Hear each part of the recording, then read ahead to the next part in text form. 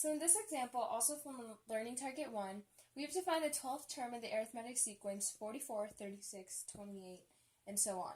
So you may have noticed that in other problems we've approached this when we had to find like the second or third term, we approached it in a way where you just add the common difference from one term to the next.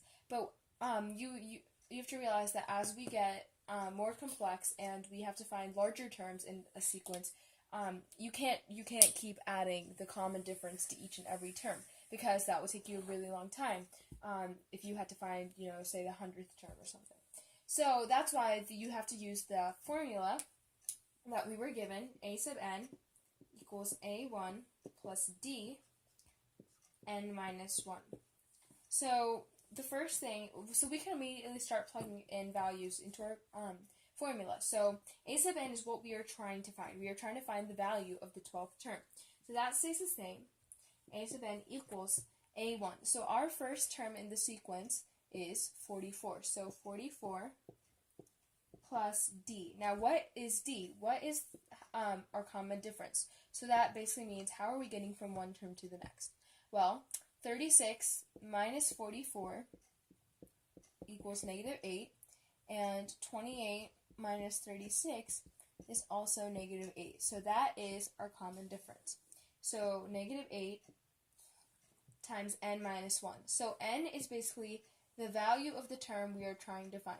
So we are trying to find the 12th term.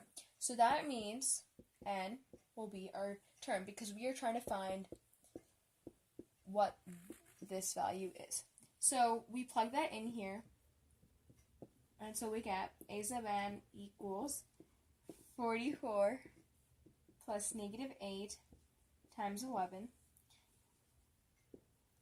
and you keep going to get a sub n equals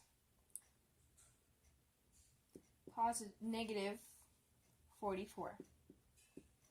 So that basically means that the 12th term, in the context of this problem, the 12th term in this arithmetic sequence is, so as we keep going on, the 12th term is negative 44. And this makes sense. You might think, wow, why is it negative?